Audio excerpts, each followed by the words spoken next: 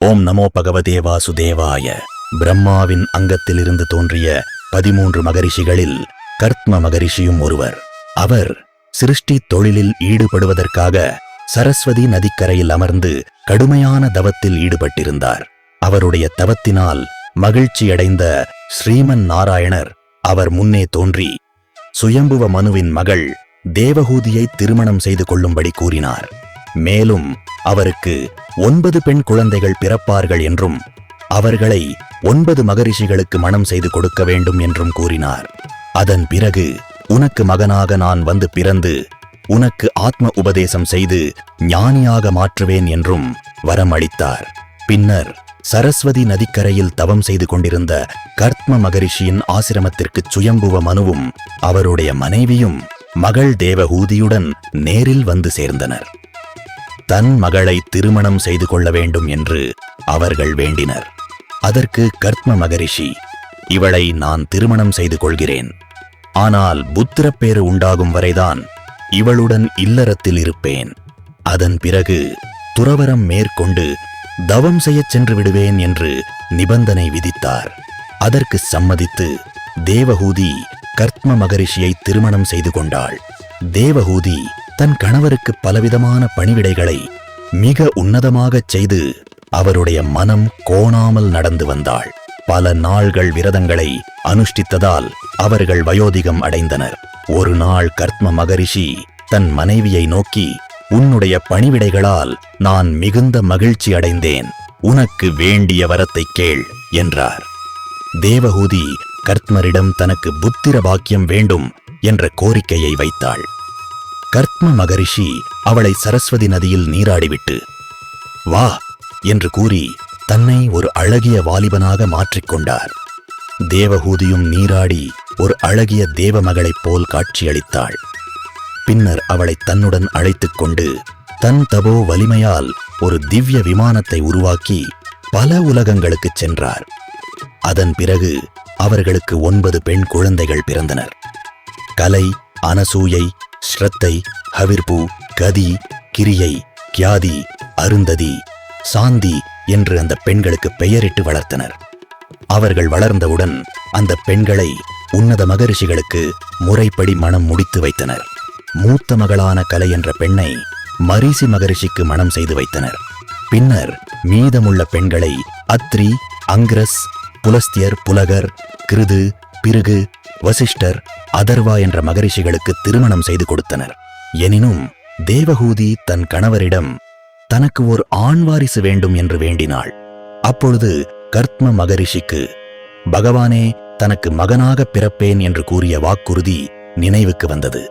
அதனை தன் மனைவியிடம் கூறிய கர்த்ம மகரிஷி, நீ கவலைப்படாமல் பகவானை தியானம் செய் என்று அறிவுறுத்தினார். பின்னர் பகவானை தியானித்த தேவஹூதி கர்ப்பமடைந்தாள். பிரசவ காலத்தில் அவள் ஒரு அழகிய ஆண்மகனை பெற்றெடுத்தாள். அந்த பிள்ளைக்கு கபிலர் என்று பெயரிட்டனர். பகவான் அவதரித்த செய்தியை அறிந்து தேவர்கள் மகிழ்ச்சியுடன் ஆரவாரம் செய்து மலர்களை தூவினர். கபிலர் சகல ஞானக் கலைகளுடன் அவதரித்தார். கர்த்ம மகரிஷி அவரை தன் மகன் என்று பாராமல் பகவான் என்றே துதித்தார். கபிலரின் பாதங்களில் பத்ம முத்திரை பதிந்திருந்தது. கண்கள் தாமரை இதழ்கள் போல் இருந்தன. தலைமுடி சொர்ண நிறத்தில் பிரகாசித்தது. அவரை வணங்கிய கர்த்ம மகரிஷி, நான் இல்லறத்தை துறந்து துறவரத்திற்கு புறப்படுகிறேன் என்று அனுமதி கேட்டார். அதற்கு பதில் அளித்த கபிலர், நீங்கள் காடுகளுக்குச் சென்று உள்ளத்தில் இருக்கும் ஆத்ம ஜோதியை தியானித்து உலகத்தில் எதன் மீதும் பற்றுக்கொள்ளாமல் சஞ்சாரம் செய்யுங்கள் என்றும், நான் இங்கு என் தாயாருக்கு உன்னதமான ஞானத்தை உபதேசம் செய்து அவளை ஞானியாக மாற்றுவேன் என்றும் கூறினார். பின்னர் கபிலரை ஒரு பிரதட்சணம் செய்து வணங்கிவிட்டு கர்த்ம மகரிஷி புறப்பட்டுச் சென்றார். காட்டிற்குச் சென்ற கர்த்ம மகரிஷி மௌன விரதம் பூண்டு தன் ஆத்மாவை இறைவனிடம் சரணாகதி செய்தார். எதன் மீதும் விருப்பு வெறுப்பு கொள்ளாமல் அனைவரையும் சமமாக கருதினார். அலைகளற்ற அமைதியான கடல் போல சாந்தமாக இருந்து ஞானமுத்தாக விளங்கினார். எங்கும் இறைவனை தரிசித்து விருப்பு வெறுப்புகளை களைந்து உன்னதமான பகவத் பிரம்ம நிலையை அடைந்தார் கர்த்ம மகரிஷி. அதன் பிறகு ஆசிரமத்தில் தேவஹூதி கபிலரை அணுகி தன் அறியாமையைப் போக்க ஞான உபதேசம் செய்யுமாறு கேட்கிறாள். இந்திரியங்களின் இன்பங்களில் சிக்கியிருந்ததால் என் வாழ்வு இருட்டாக இருந்தது. உன்னால் என் கண்கள் இப்பொழுது திறந்தன. நம் வாழ்வின் லட்சியம் பகவானை அடைவதுதான் என்ற தீர்மானம் எனக்குள் தோன்றுகிறது என்று கூறி கபிலரின் பாதங்களில் தேவஹூதி சரணாகதி அடைந்தாள். எனது, உங்களுடையது என்ற உலக விஷயங்களில்தான் நாம் சிக்கித் தவிக்கிறோம். இந்த சம்சார பந்தம் நம்மை துயரத்தில் ஆழ்த்துகிறது. இது பகவானின் அருளால் மட்டும்தான் நீங்கும். அவ்வாறு சரணாகதி அடைந்த தன் தாயை பார்த்து கபிலர் ஒரு மந்தகாச புன்னகையைச் சிந்தி துக்கத்தை போக்கவல்ல சாங்கிய யோகத்தை உபதேசம் செய்தார். யோகம் என்பது துக்கத்தையும் சுகத்தையும் சமமாக மாற்றுவதாகவும், நாம் சுகத்தை ஏற்றுக்கொள்கிறோம், துக்கத்தை வெறுக்கிறோம். ஆனால் ஆன்மீகத் துறவிகளுக்கு உலகச் சுகமும் ஒரு துக்கமே ஆகும்.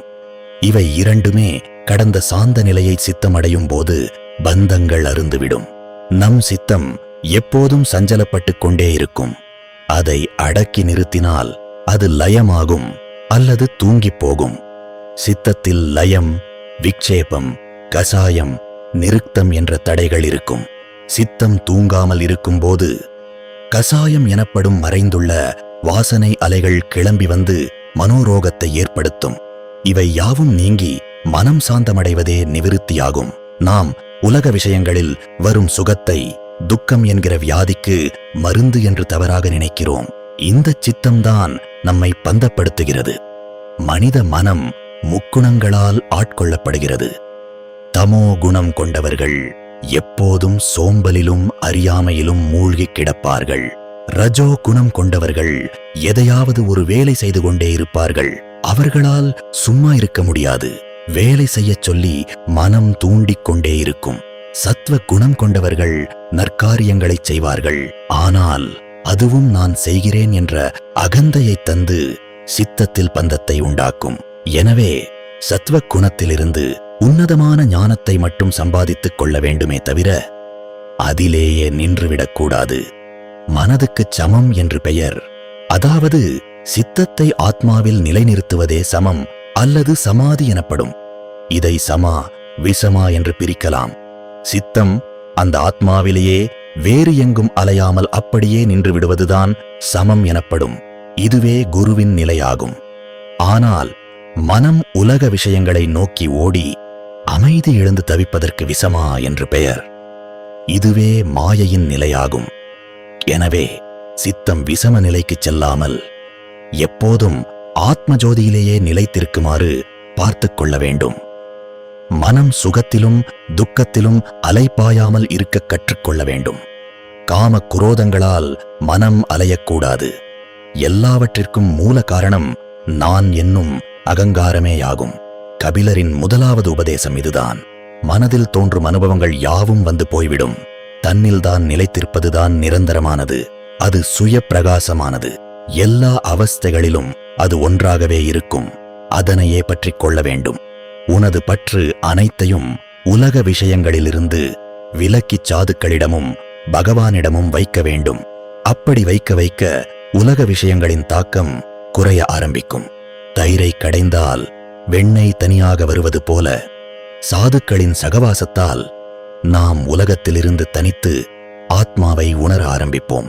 சாதுக்களை எவ்வாறு உணர்வது என்றால், வாழ்வில் வரும் அனைத்து இன்பத் துன்பங்களையும் தாங்கிக் கொள்பவராகவும், கருணை உடையவராகவும், அனைவரிடமும் சமமாக இருப்பவராகவும், அனைத்து நேரத்திலும் பகவானின் விஷயங்களையே பேசுபவராகவும் இருப்பவரே சாது ஆவார். நம் வாக்குச் சுத்திக்காக நாமும் இந்த வழியை பின்பற்ற வேண்டும். அத்தகைய சாதுக்களிடம் நமக்கு சங்கம் ஏற்பட வேண்டும் என்று பிரார்த்திக்க வேண்டும். மகாபுருஷர்களின் சங்கத்தினால் நமக்கு சத்சங்கம் கிட்டும். பகவத் கதைகளை கேட்பதனால் வைராக்கியம் ஏற்படும். அதனால் பக்தி உண்டாகும் என்று கபிலர் அறிவுறுத்தினார். இது மிகவும் சுலபமான வழி. ஞானிகள் அனைத்தையும் துறந்தவர்கள். அவர்களிடம் ஒரு தெய்வீக சக்தி புலப்படும். அவர்களுடன் நாம் இருக்கும் பொழுது நமக்கும் அந்த வைராக்கியம் வரும். பகவான் விஷயங்களை கேட்க கேட்க அது நேரே நம் ஹிருதயத்திற்கு செல்லும். சாங்கிய சாஸ்திரப்படி பார்ப்பவன் சாட்சியாக இருக்கிறான். பிரகிருதி வேறு, புருஷன் வேறு. அத்வைதம் என்பது இவை இரண்டையும் தாண்டி அனைத்தும் ஒரே ஆத்மாதான் என்று கூறுவதாகவும், இதை அடைவதற்கு பக்திதான் மிகச் சிறந்த வழி. பகவானின் பிரசன்ன மூர்த்தியை மனதில் வைத்து பக்தி செய்ய வேண்டும். அவருடைய திருக்கைகளில் இருக்கும் சங்கு, சக்கரம், கதாயுதம் போன்ற ஆபரணங்களை பார்த்து கொண்டே இருக்க வேண்டும். இதைத் தொடர்ந்து செய்யச் செய்ய மனதிற்குள் இறைவனின் திவ்ய தரிசனம் கிடைக்கும். எந்த வேலையில் இருந்தாலும் பகவான் நாமமும் அவருடைய ரூபமும் நினைவில் நிலைத்து நிற்கும்.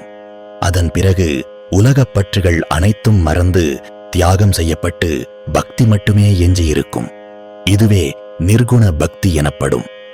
நிர்குண பக்தி என்பது எந்த ஒரு எதிர்பார்ப்பும் இல்லாமல் பகவானிடம் மட்டுமே மனம் உருகி நிலைத்திருப்பதாகவும், இந்த நிலையை அடைந்தால் அனைவரிலும் இறைவனை தரிசிக்கும் உன்னத நிலை கிட்டும்.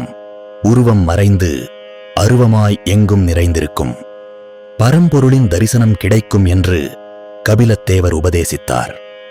நாம் அனைவரும் தாயின் கர்ப்பத்தில் இருக்கும் பொழுது, இனி நான் பிறக்க மாட்டேன், பகவானுக்கு மட்டுமே சேவை செய்வேன் என்று பகவானிடம் பிரார்த்திப்போம். ஆனால் பிறந்தவுடன் மாயையினால் உலக விஷயங்களில் சிக்கி அதை மறந்து விடுகிறோம். எனவே சம்சாரம் என்னும் சக்கரத்தில் சிக்கக்கூடாது. இந்த உன்னதமான உபதேசத்தை முழுமையான பக்தியுடன் கேட்டபோது தேவஹூதி ஆத்ம ஞானம் பெற்றாள். மரத்திலிருந்து பழுத்த இலை கீழே விழுவது போல் அவள் தன் உடல் பற்றை முற்றிலுமாக துறந்து ஆன்ம ஞானத்தை அடைந்து தன் சரீரத்தை விட்டாள்.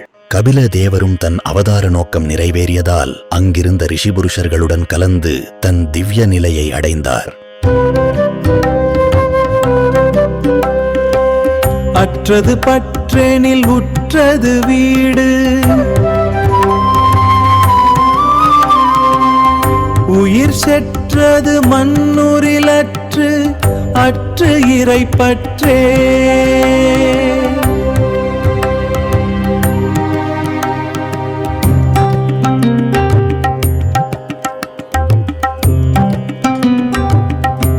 மேஷ மகாயாம் சம்பூதம் தயாமிருத ரசாம்புதம் சடகோப முனிம் வந்தே ஸ்ரீ ராமானுஜ யோகினம் ஸ்ரீவாதூல குமார வேங்கட குரோர் பாதாரவிந்தாஸ்ரிதம் ஸ்ரீநாராயணாய ஜீயராக்ய யதிவர்ய அனுகிரகாப்ஷிதம் ஸ்ரீமத்வான மகாசலஸ்த கலியன் ராமானுஜார்ய பிரியம் வந்தே சடகோப ஜீயராபிதம் ராமானுஜாக்கியம் முனிம் ஸ்ரீமத் வானாசல ராமானுஜயதிப்யோ நம ஸ்ரீமத் கலியன் வானாசல ராமானுஜயதிப்யோ நம.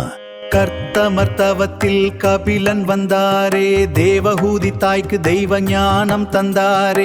சச்சங்கம் சேர்த்தால் சஞ்சலம் தீருமே, பக்தியின் பாதை பரமபதம் சேருமே. கபிலர் சொன்னார் கருணையே வழியம்மா, கேட்டவர் நெஞ்சில் மலருமே நாராயண நாமம்மா.